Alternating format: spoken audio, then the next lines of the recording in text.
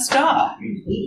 Welcome to Red Team, are the Baddies. I'm Rebecca or Bex. My website is on there if you wish to see any of my other talks or send me email. There's lots of other fun things on there. Go have fun. This talk does come with a warning. This talk has lots of critical thinking in it, and it will encourage you to critically think. So it may make you uncomfortable if any of the things that I cover in this talk somehow pertain to you or your team or how you work. That is absolutely fine. Remember, this is not a personal attack towards you or your team. It is an industry-wide critique. And please sit with your feelings, have a little think through maybe why we're feeling that way, attend to the reaction that you're having. Like I said, there will be questions at the end, so you may then bring up anything that is there. If you still have questions afterwards or you have rage, I'll be around for a little while afterwards, so please feel free to come find me after. But again, it is an industry-wide critique, and it is going to encourage you to think critically. I know that may be difficult when we're in the height of an emotional state, but try.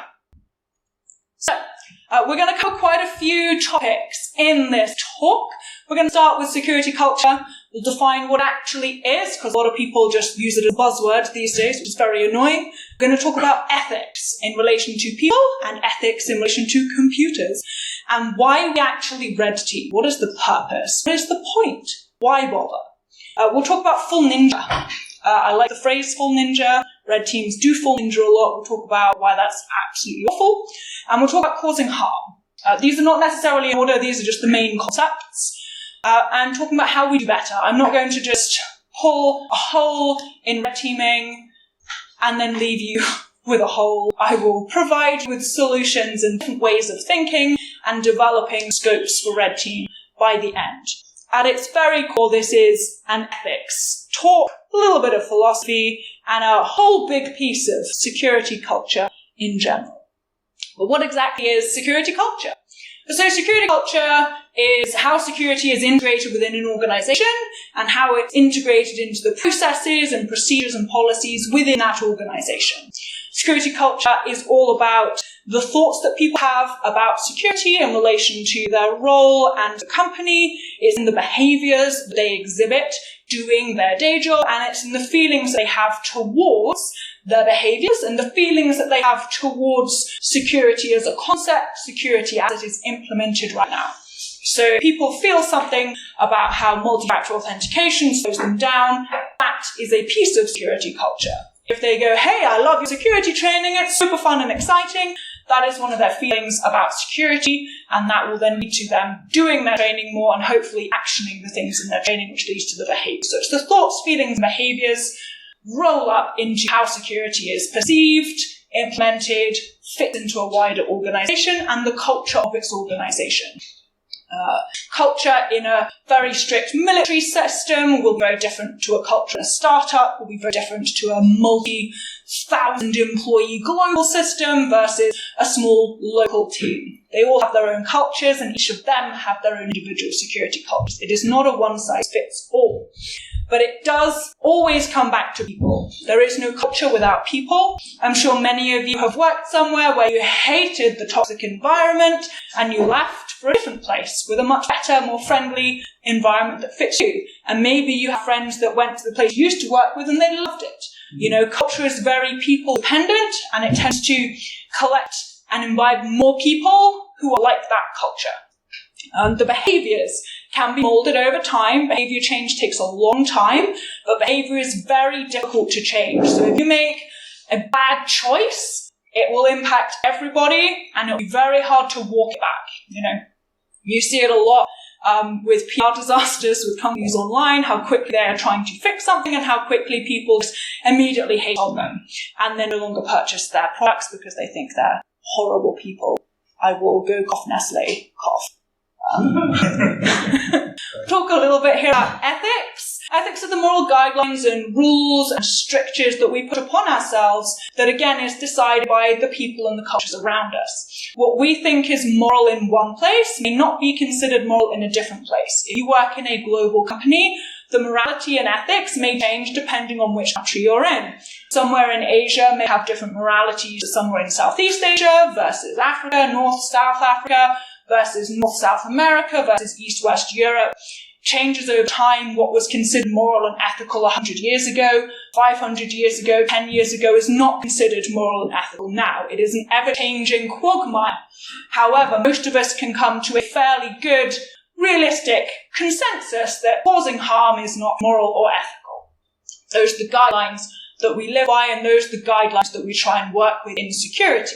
It outlines the acceptable behaviour that we as individuals and we as security people can participate in our day-to-day lives. We know very quickly when someone has crossed the moral or ethical boundary or guideline. It makes us go, shouldn't have done that, that's not right.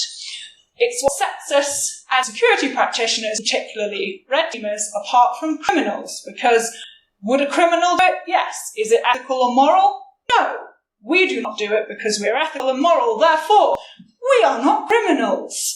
However, I've just said there's a very grey area of what that line is, and the more you are exposed to a particular behaviour or action being done that sits in that grey area that you are then perceiving as being moral and ethical, the more likely you are to see it as moral and ethical, and everyone else may be seeing it as not moral or ethical at all.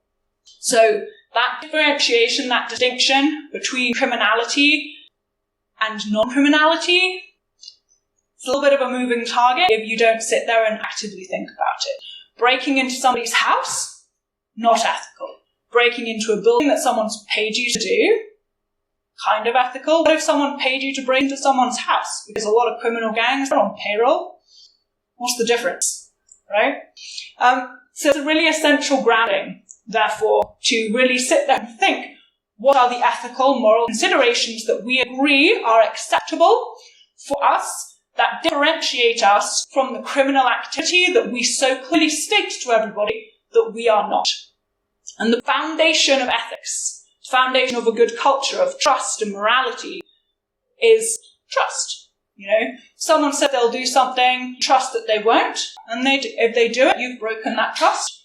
You no longer believe what they're going to say. You no longer would say, hey, you can look after my kids. If you said, can you look after my kids while I'm out of town? You go, sure. And you realise that they never bothered to turn up at your house.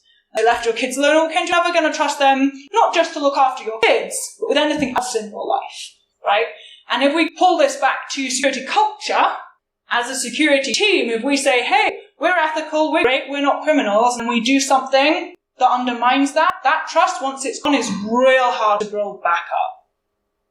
So, what's this got to do with pen testing? Mentioned it a couple of times. Also, this is one of my favourite stock image sets.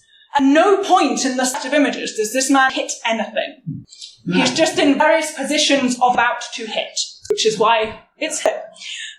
So, little show of hands, or yay or nays. Would it be ethical for us during a pen test to take a list of social security numbers or national insurance numbers that we find in a system? Ethical or not ethical? Hands up if you think it's ethical. To take a list onto your pass, you've taken a list of all social security numbers. Do you think that's okay? Depends whether it's in scope of where you're going. Okay. What if they are masks? You just want to prove that you saw that, but you mask them. So you're going to take them all for yourself? Just a small sample. Just a small sample, okay.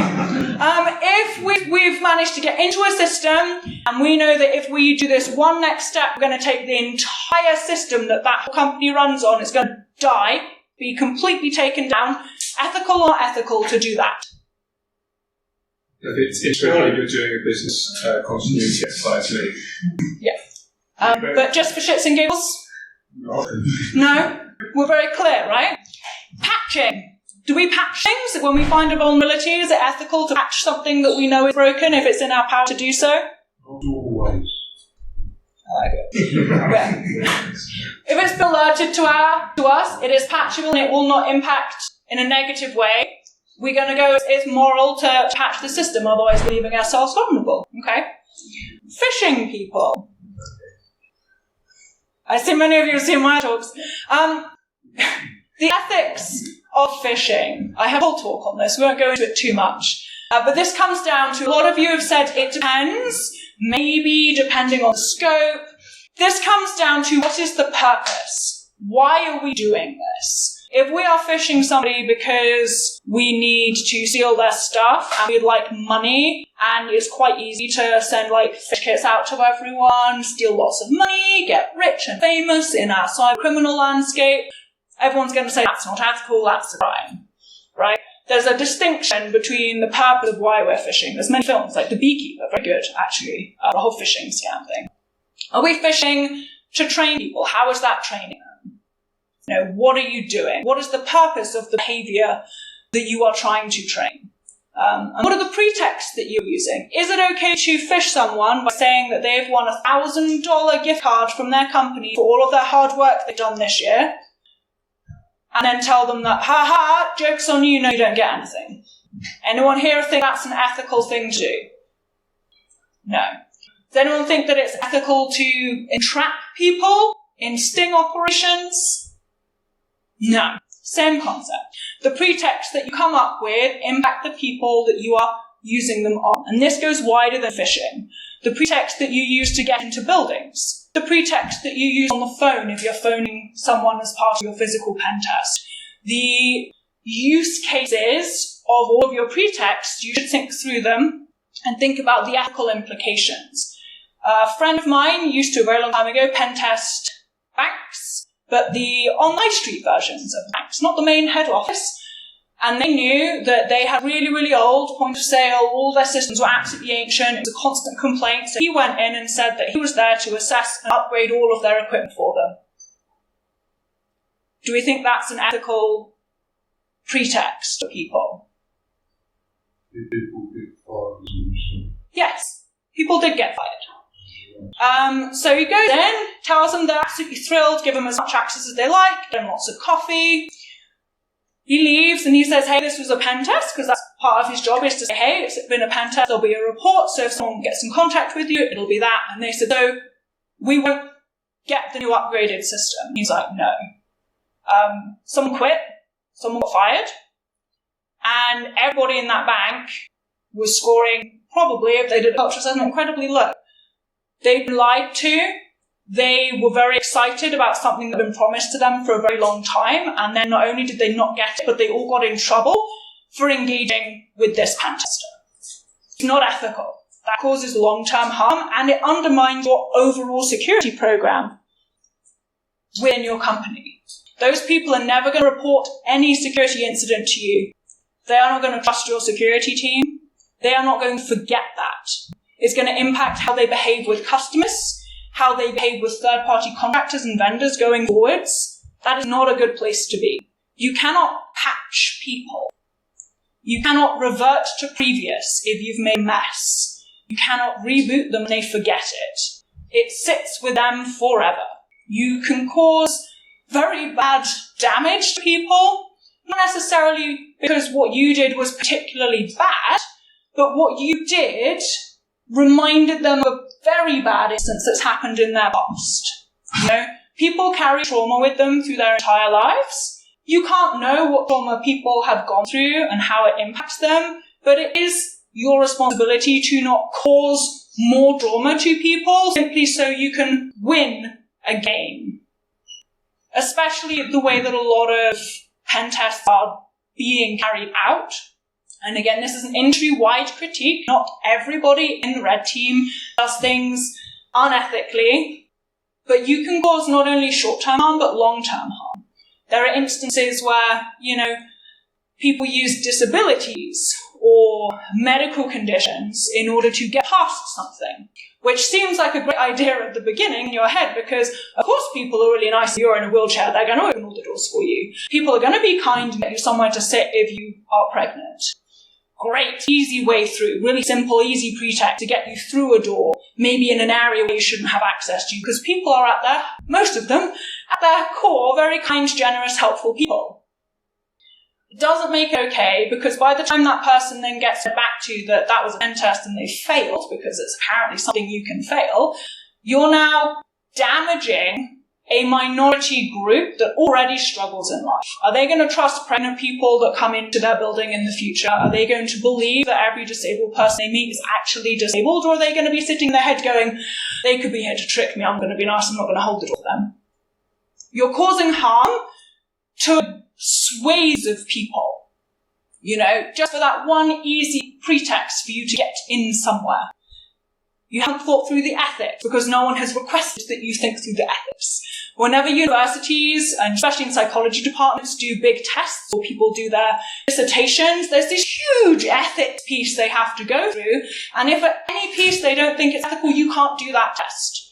There are tests you could do 20 years ago on twins that you cannot even consider these days because they are considered unethical. The short-term harm can build into a long-term harm. Depending on what you've done to someone, that trauma can live with them for a very long time. And I know a lot of you here are sitting there going, I don't know. Really? A lot of pen tests happen across the world. A lot of those happen in America, which is obviously a slightly different country to where we are right now.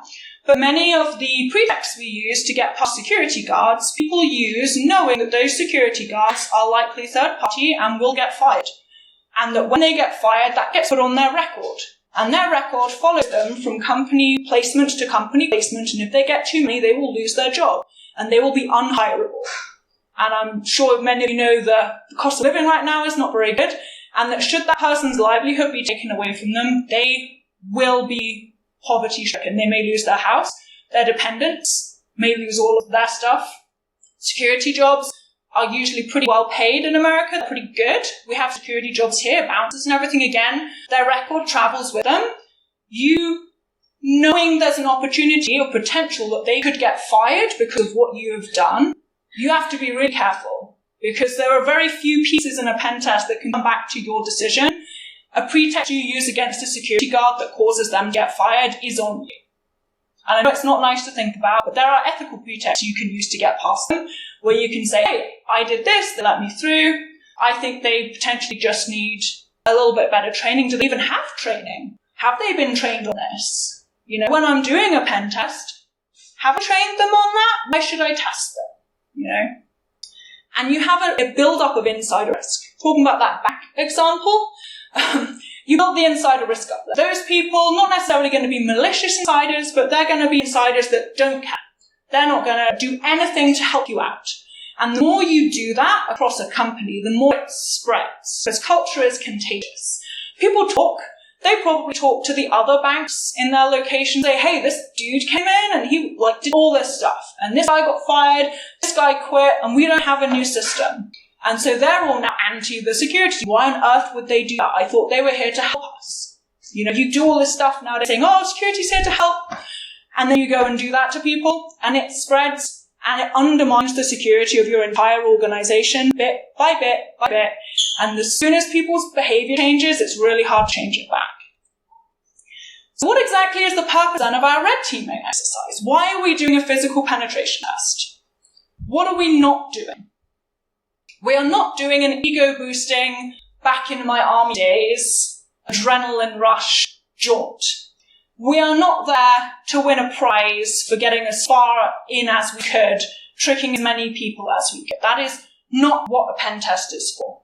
A pen test is to assess the security of a building, of a system, or of the behavior of people. It should have absolutely nothing to do with the ego of the person doing the test. It's to check if behaviors that have been trained on are actually happening. If you have not trained behavior, you cannot test it. You should not test it. It is not ethical to test someone on something they've not been trained for. If I handed out a university-level maths exam to you all right now and expected you to complete it and yelled at you if you failed it right now, that is not okay. None of you, or some of you, maths is probably a bad choice. Most of you have probably not sat down in the last 3 months and revised for a university-level maths exam. Right? I can't come in and test you on that. You have not been trained. It has to have actionable feedback. As someone that trains all the people, I would like to know if I've trained people on these behaviours, if they see these behaviours, are they doing what I've asked them to do? If they see someone coming in and behaving suspiciously, are they reporting it to the people I've told them to report it to? Are they not? That's what I would like to test. If you come in all super secret ninja, and we'll talk about that in a minute, you haven't really tested any of the behaviours that I've trained them against. And also, if I've hired sort of nation-state level people to come and sneak into my building, I don't expect anyone to defend against that. I can't train your average person to defend against an SAS person or a CIA person. There's no way. There's no need for me to train against that, because if one of those people is coming for us, they're getting in. Like, this is fact. The goal is to improve security. It's not to get people fired, it's not to ruin people's lives, it's not to cause long, traumatic harm that sits with people for a really long time. Causing harm is a real active thing that does happen. There are many cases, and towards the end of this I'll give you a very nasty example, and it's not to fail people. We're not there to catch people out, we're not there to entrap them, we're not there to go, ha-ha, you suck, I got past you, you failed, I win, woohoo, I'm the greatest pentester in the world. We're not here to be super secret ninjas. If you want to be a super secret ninja, go play Airsoft at the weekend, go play like scavenger hunts, do CTFs. People are real. They are not NPCs in a game. They are not sort of disposable people. They exist after you've interacted with them, and they continue existing after you have interacted with them.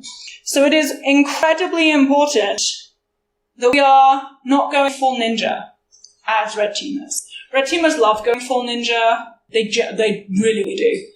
Pete mentioned earlier in his keynote speech how red teamers don't like wearing gloves because it shows off that they're, doing a penetration test and they look weird.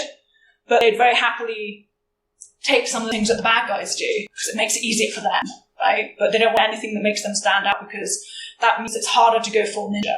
They want to be as hard to spot and identify as possible so they can crash through all of the security, give entirely unactionable, valueless information to the people who are training the people, and they're like, oh yeah, but look, I got into all your systems. It's really important here to differentiate between testing people, testing systems. Test systems, you can break them as much as you like within your scope, you can do all of this stuff. The scope is very clear, you cannot destroy information, you can't take, say for example, social security numbers for yourself to use, and identity theft, not okay. You can't download it onto your personal stuff, you only download it onto your work things. If you see something, you can image it, you can't touch it. You can't bring systems down. You can't put active malware into actual running production servers. The scoping on the people side, people don't really think about that. They don't say, hey, when you're doing your phishing pretext, if you want to use a phishing attack to let someone potentially gain access, make sure it's an ethical pretext. Don't promise people money. Don't promise people promotions. Don't say that something terrible has happened and their family is in a hospital. In South America, we see a lot of phishing pretexts, especially phone-based ones, saying that members of their family are being kidnapped. They have to pay a ransom or they have to give them information. Not ethical. Please do not do that. Just because they do it in that country doesn't mean you can do it because you're targeting a place in that country.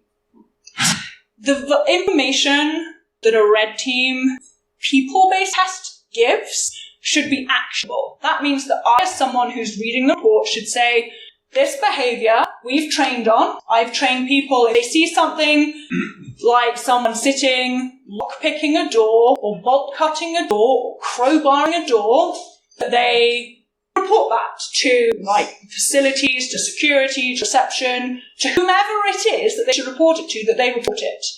So I've trained that, and I want a pen test to happen. I'd like you to test that behavior. I'd like you to go in, super obvious, go look like or actually lockpick a door, see if no one says anything. Walk in blatantly obviously like you shouldn't be there. If no one says anything, I need to know that. Because if I've trained everyone at a very low level of, you see someone weird and say it's a bank and everyone's dressed in smart suits and you rock up in tatty jeans, a hoodie, and you've got a massive duffel bag full of obviously bad stuff and no one says anything, you don't need to do any more on the people side. I've got it, right? I can say, cool, thanks very much, come back in tomorrow and work on all the systems. Because it's obvious that no one has pointed out there is obviously a burglar in the lobby and he has got his way through. I don't need to do anything more than that. If someone shouts out and goes, oh, they shouldn't be here, and they report it and you get picked up, you've done a good job. You've won. You've proved my security is good at that level. Come back tomorrow, come back next week, be a little less obvious, right? Be a little bit less sort of not fitting in. But still wear the gloves, but the criminal's going to come and wear gloves. Bring your bag of stuff, but they're going to come and bring your bag of stuff. And at what point of you getting more and more subtle every day or every other week do people stop identifying you as a potential threat and reporting you? I can then go back and assess that and say, okay, on my scale of nation-state SAS person coming in to get us, I can't protect people, training them against that, versus very clearly a burglar coming into the house. Where on that line is it? Do I think I can train people to that level? Or actually, is that as much as I can expect from your day-to-day person? If it is, then great job. Everyone's done fantastic, brilliant, fantastic. I'm happy. It's below that. I'm like, okay, cool, we can train a little bit on that. Were there certain things that you did that maybe we thought could have been picked up on, couldn't have been picked up on? That's useful, that's actionable, that is valued information. You being a super secret ninja gives me nothing, because I do not expect people to be able to identify a super secret ninja. The clue is in the title. Super secret ninjas cause harm. They use the unethical pretext, like I've mentioned, but they also cause distrust in the security team, because people identify the fact that you sent a super secret ninja against them, expected them to identify it, and then got crossed that they didn't, and have given you training that you cannot action. I'm sure a lot of you have had training that you can't action. It's really frustrating, really pointless, nothing you can do about it, but also there's no trust there. If I've trained you to be able to spot a burglar coming in, and you've sent a ninja, why didn't you trust that I could spot a burglar? Why didn't you try a burglar and see if we could spot it? Why did you just assume that we couldn't and you just went full ninja? Pen tests for people, they tend to start at one extreme and then never bother getting easier. Whereas we need to make it really easy for people, because the behavior we want is what we're testing, right? We're not testing how good you are at getting into a building. I wouldn't have hired you if I didn't think you'd get into a building, right? I'm hiring to see how good my people are at spotting you getting into a building. You know, how obvious is it? How obvious can I make it be for somebody to identify? And the increased insider risk here becomes very, very important, because the insider risk is in the people protecting your building. It's in your facility staff, your reception staff, the people at the point of contact, the people coming in, then don't like you, they don't trust you, they don't trust any of your third-party vendors. And like I've mentioned before, this undermines not only the security of that building, but the other buildings that you have, because those people all have group chats, all your receptionists for all your buildings, they chat to each other. If they had a bad experience and they can track that back to security, they already don't like you. They're not going to like you even more. If you're doing a series of pen tests across your building and they suddenly start clocking that you're not doing this once or twice, but to everybody, that's not ending well for anyone. And it's a very easy thing to avoid. It's just effort. You just got to put more effort into your ethics, into your scoping, into considering, is this pretext good? Is this pretext going to cause harm? Is this pretext going to cause people to not like us and to report things less, when the whole goal of security is to get people to report things more, to engage with us more, to want to work with us? You're just going to make everybody hate us, or everyone go, oh, that was really good, I felt great, I spotted the thing that you sent, and you said great job, and they said great job, and I feel fantastic. You know, you did that training, and I thought I'd never have to use it, oh, I feel fantastic. The risk-benefit suddenly becomes very unbalanced, and the benefit's not very high. If the pen test is going to cause more harm than good, why would we do it? What's the purpose? If we haven't trained anyone, are you asking in your scoping, have you trained people on behaviors that they should be identifying and reporting during a physical pen test? If the answer to that is no, then you should put people out of scope. You know, you can't expect people to do anything if they haven't been trained. It's not fair. And there's the psychological safety aspect. People should be entitled to work in a safe space at work. They should not expect to be entrapped and belittled for something that's not their fault. Undermining psychological safe spaces leads to toxic work environments, leads to people quitting and leaving, and generally is not good for productivity, let alone internal security. This is what leads people to turn into malicious insiders, where they're giving the stuff away, whether that's information or whether it's passwords. If you have a lack of psychological safety, no one speaks up. No one speaks up even when they know they should, and they want to, they just will not do it because they feel like they will get fired. And again, we see this a lot more in America, where the firing is much easier than it is in the rest of the world, but it still applies. You can still fire people. And you're setting people up for failure, which isn't fair for anybody, you know. If you aren't scoping in your discussions what behaviors people have been trained on, what examples people have used, so that you can incorporate that into your pen test, what are you testing? What is the purpose? Redefine those scopes.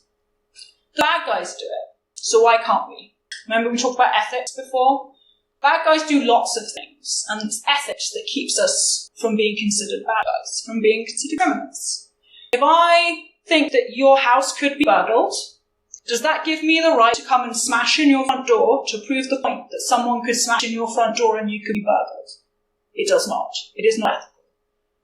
If I say, hey, you're carrying a bag really loosely, you could get mugged, does that give me the right to come and steal your bag and punch you in the face and say, ha, see, you get mugged, I just proved it, right? So what gives us the right to do the same thing for people when we're doing physical pen tests? It does not. It makes it unethical, okay? There's a lot more work to put in to come up with ethical scopes, to come up with ethical pretexts, to come up with an ethical step-by-step what behaviours we're going to exhibit to see if people will report it. And we've got to differentiate people from systems. You know, you can test all the systems you like. Really important we test them. We do not need to combine a people and a system together. You know, we're testing getting past a security guard. We can do that. We want to test if we can clone a badge and get through the badge reader. You can do that. You don't have to do them together. So this brings us back to the main cause of why are we pen testing. We have a lot of people in Red Team who come from an ex-military background, which is great, they're very good at their jobs, but we kind of automatically go into that major adrenaline, Mission Impossible kind of vibe. And that's not what we're doing when we're pen testing. We're testing to see if the security solutions we have in place, the training for people, the security that we have in place, is it successful? Is it working? Or is it not working? What can we do to make it better? Where are the little holes? Are the holes the same everywhere? Is it the same hole every day, every time of year, every location? Is it different holes in different countries? You know, we've got to be very aware of the cultures and the ethics that change depending on which country we're in. What exactly are we testing? Are we testing how far we can get in a building? Are we testing how many people don't do a behavior? I really enjoy doing a challenge pen test where you're supposed to wear your badge in the office. So if I'm not wearing my badge, how many people come up and say, hey, do you have a badge? Are you here visiting someone? Can I help you? Are you lost? And every person that does that gets a little challenge coin to say, great job. You challenged me. You found me. Fantastic. Everyone loves it. Word gets out, and by the end of the day, there's a lot of people looking for you. Right? And you do it in a few different places over the course of the year, and everyone's suddenly goes, it's quite hard to challenge someone, but last time I did it, it went really well, I practiced, and I got something good out of it. That's great. So when they see something going forward, they're going to be like, okay, cool. Hey, where's your badge? You lost? Do you want me to take you to a reception? Who are you here to visit? And if that's an actual criminal, you've caught them. Great. If it's a pen test, fantastic, you've caught them. What we're not here to do is ruin people's lives and ruin that positive reinforcement. A lot of, unfortunately, quite a lot of pen testers use fake get-out-of-jail free cards with fake numbers on. And it's like, at that point, why are you doing that? There is no ethical reason to do that. You can write in your report that, hey, I got caught, fantastic. They caught me, you go, oh, you caught me, I'm here doing a security test. Here's my get-out-of-jail free card, here are all the contacts of the people that have approved this is like a company test. Well done for catching me, great job. Why would you then punish them by having them call a fake number? You know, they're in that moment of high stress. This might be the only time they've ever done it. They've done everything right, and you're now making them fail. You could write in your report that, hey, when I gave them my get-out-of-jail free card, they used the number on the get-out-of-jail free card instead of independently finding the number to call. Like, they did everything right other than that. They did a really good job. Can you confirm that this person's been trained on how to act in that particular scenario? What benefit to the pen test is you using a fake get out of jail free card. Nothing. It's pure ego. Pure ego. There's nothing saying, just that writing would say, okay, cool, we just maybe need to do a little bit on the double check verification piece there. But they did everything right. That's actionable information. Someone handing me a report and they've used a get out of jail free card with fake information on, I'm going to be so mad. You've just ruined all the hard work that I've put into training that person. They did everything we could possibly expect from them, and you've now punished them. Right? The person at the end of that phone's being like, oh yeah, you shouldn't have stopped them. What are you doing? Let them get on with their job. That person now feels demoralized, they feel stupid, they thought they'd done everything right. It's not for you to ruin that for you. Like, challenging is so hard. The behavior is so hard to get in. We want to reinforce it. Every time someone finds you, every time someone spots you, you should be thrilled. Because you've proven the security is good. The security works, the training works, the systems are good. It's not personal failing for you, it's a personal success. You know, a lot of red teamers have got that little switched around in their head. If they get caught, they've failed. They haven't. They've done a really good job. You know, they've assessed our security is good at that level. Maybe come back next week, make it harder. Did you cause harm? This is really important. This comes into your scoping. Sometimes the scopes can be quite vague. They don't necessarily include everything because, you know, morals, ethics, standards, guidelines. There are examples, I know of pen testers going and pulling knives on people in the dark in parking lots because it wasn't out of scope. Because they couldn't get the badge any other way. The people with the pen test weren't massively happy, but they were right, it wasn't out of scope.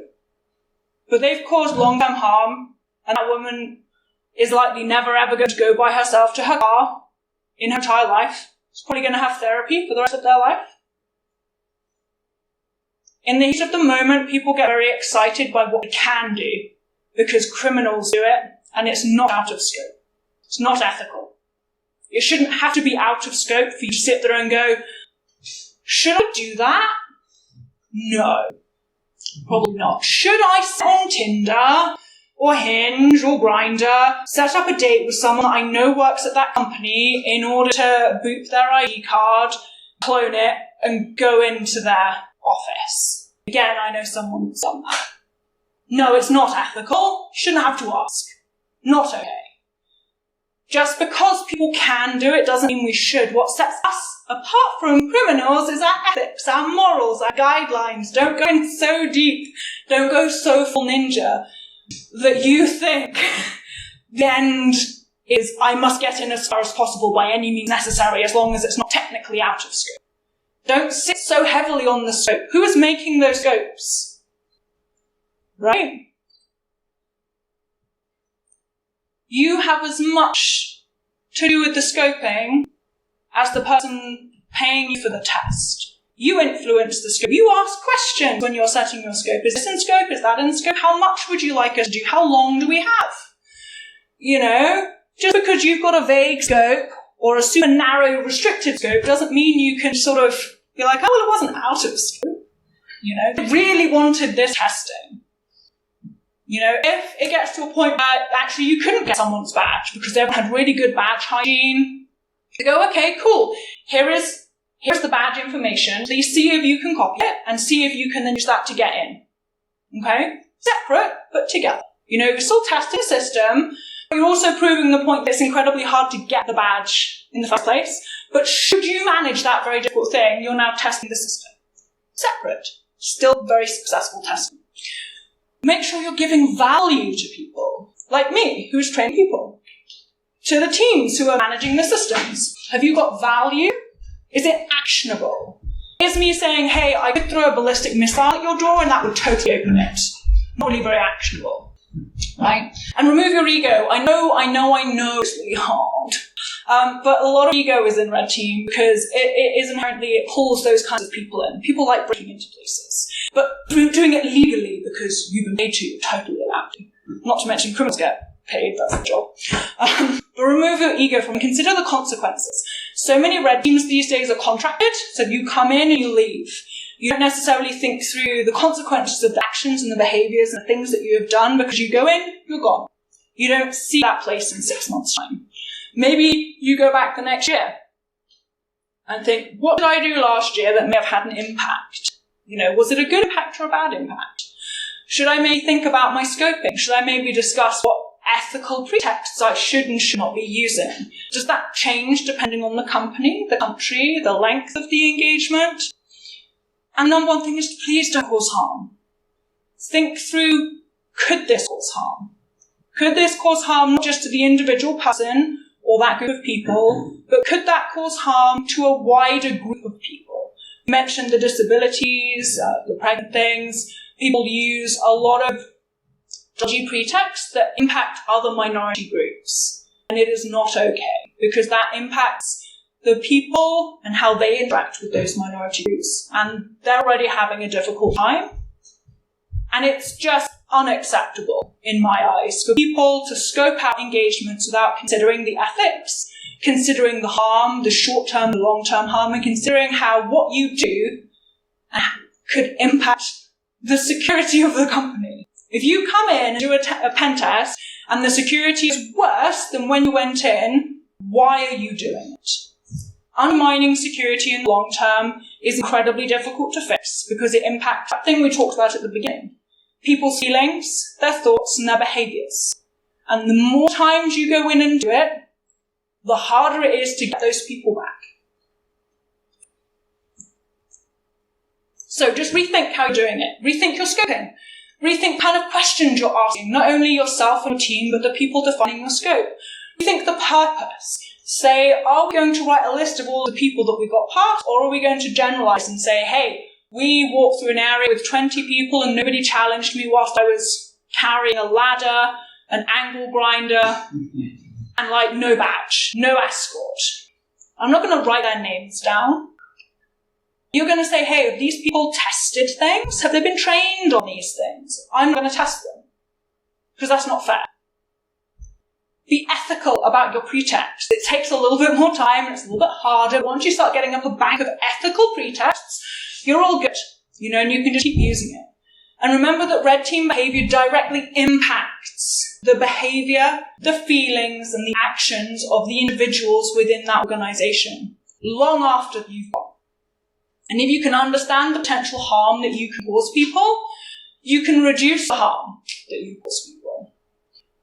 You can identify in your report that you think potentially maybe the front-end security guards could maybe do a little bit more training, but that actually you thought they did a good job considering what pretext you used.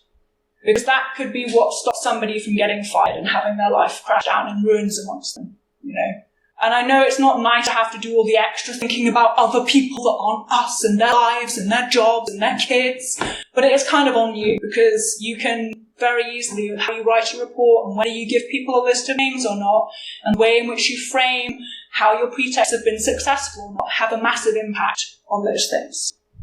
So, we're going into questions now, but a reminder, this talk is mostly critical thinking to get you thinking about the ethics of red teaming, and it's not a personal attack against anyone, but it is an industry critique. If you are feeling uncomfortable at this point, just have a little sit after the talk and think why you're feeling that way. Is it because you've done something that I've mentioned and discussed as being unethical?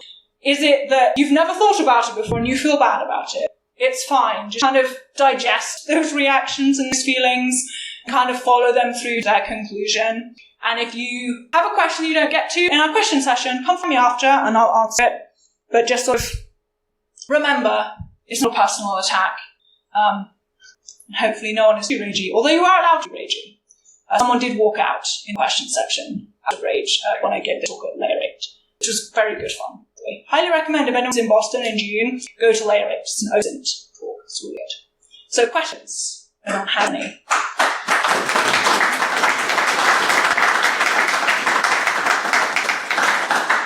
We have many questions. Fantastic. We're going to start at the back. What was the question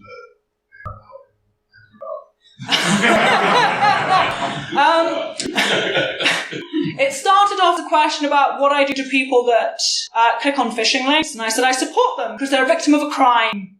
Because they are a victim of a crime and you didn't like it. And it kind of morphed into, well, what if they clicked on something and the entire systems went down, and I said, that's an infrastructure problem, not an end user. And again, I still support them because they're a victim of a crime. And then it turned into, well, what if it was a 0 day, at which point no one can do anything? That's kind of the point of a 0 day. And everyone was grumbling in the order, and he left. Yeah, so it was quite good fun. It went on for like a solid 5 minutes, the discussion. It was great. Had asthma rifles, I think, mentioned. It was good. Any other questions? Oh, front. So you talk about the distinction between testing systems and testing people. Yes. But I'd like to maybe challenge you that sometimes there are cases where you want to test like escalation mechanisms, hierarchy, about the ways that people interact with each other. So how do you think we should approach those kinds of red team scenarios? You, again, split them out into systems and the people. So you determine which people you are testing and what escalations you are testing. Have they been trained on those escalations? Do all the systems work? So you mess around with, if you do a certain behaviour, that should be identified and escalated. Do it in front of whatever people have been trained on and see what they do. And then repeat that for each level of escalation. You may have to turn it into more of a tabletop red team scenario so that you have all the relevant people in the group and you don't give them any prep. You just get a very senior person to say, here's 90 minutes where you have to be on this call, and then run them through the stuff. And you're not helping them, it's a pure tabletop, like a wargaming. They call them tabletop, because we love war imagery. It's a whole other talk. And see what happens, and see potentially, depending on exactly what you want to test, whether you have everyone in one or you split into multiples with different sets of people, to see if it's an endemic system success, or if it's siloed, or if there's a certain level at which it ceases to be escalated. If there's a particular individual or people who try and fix instead of escalate, because, they're trying best. Often people kind of forget. And you can mess around with when they have the training on the escalation processes and when you're testing. How long does it remain in people's memory? Is it 2 months, 3 months, 6 months, a year? How frequently do they need refreshers on that? Thank you. Nice. Yes? What can we do to improve the culture of the companies? Because, like, for instance, hiring these people in the bank, that's just stupid from the company's perspective. Because instead, you should keep the employee who make a mistake but not has done something. Instead, you're getting rid of them and doing everything. Yes. It's very stupid. It's it is. About the phishing, people who keep on phishing. I don't know about other people, but in the corporation I work for, we're constantly training people to ignore inconsistencies in official communications, where you have an email coming from a certain domain, with a click on a different domain, but yet on the name of product or whatever they need to return. So we're constantly training them with that things, and then we are tracking at them when we click on phishing. Yes. So you have to get the people scoping out the red team exercise. You have to identify where they are in the chain. Who is ordering it? Sometimes it's not even the security team requesting a penetration test. It could be a finance team, or it could be directly from a board, it could be as a requirement of insurance, so like the legal team is requesting it. Confirm with them in your scoping what's going to happen to anything that is classed as a failure or as a non-success, and ensure that if they say, we'll get rid of them, that you refuse to test that, or you won't give them names. So if you're going to run a phishing set, you're not going to give anyone's names for anyone who interacted with a phishing email, or you're not going to give any information about the security guards. A lot of the time, the security guards might not even be employed by the company, they're employed by a third party, which makes it much easier to say to the security company, hey, your guard made us lose our phishing our penetration test, and they're just going to get rid of them. So you can, in your scoping, just ensure that what are you going to do with this information we provide to you? Are you going to use it for additional training, or are you going to use it to, negatively impact people? And you can make your choice then. It's a bit of a discussion, but I think it's on red teamers to ask those things, because it's part of the consequences of what you're doing. Okay, we've got time for one more question. Back by the middle. So, like a lot of hackers and red teamers who create social media for long enough, you get to the point where you can always trick some of the people, and you get to the point where when you're attacking an organisation, escalation, you can more or less know you're going to get past the human element. But still doing the human element, you want it to be realistic and have the soft and have a trail to follow. But at that point, we're not, let's say, we're not really testing the training behaviours because what they're up against is too hard for normal people to be able to spot. They're not sending next gear and into parts of it. The Amazon matter is there's a bunch of technical engineering pretty much hard with that. How do you deal with that in terms of, just like trying to get value out of that? It feels like for a lot of refugees, we have this counting the human element to a point where we're going to get past it, and we know we're going to be able to get past it. Yeah. This comes back to the why and what's the value. So my entire program, I want to know if it's successful. I don't want you to go super, super awesome, get past them. I want to see at what point people stop identifying it. I want you to come in really obvious. That gives me value. In order for you to do the rest of the piece, you can just hypothetically assume that you've got that information already and then go from there. You don't actually have to entrap people. You can say, we're going to assume that we were successful in this because we know this is a successful pretext that's used in the wild. We're going to assume it and we're going to go from there. You don't actually have to do it. Just because you can doesn't mean you should. The issue I have with that, especially in regulated environments like financial services, in particular, you end up with a situation where once someone knows a test is happening, they basically will start cheating. It's not cheating. It's cheating if the SOC team knows the name of the user account we've been given to access the system. I would say that's cheating. I'd say that's poor OPSEC on the part of the people who are determining the pen test. It's quite difficult to keep a secret about that from organizations. Like, once the SOC knows something's happening, they'll start doing things like checking the CISO's email. But that's things like that. We all start going back to things that we are good minded that we let lapse. Yeah, it's the same as knowing an audit's coming versus not knowing an audit's coming. You can't protect against it beyond having good OPSEC around the fact that an audit is coming. The way I usually do it is, if we just talk about the way that you usually do stuff, we can wait until after the talk so that we don't take any more time from what is, I'm expecting to be a very interesting talk on, I think it's burnout next, which I'm psyched about. So we'll happy to take this after. Awesome. Thank you very much.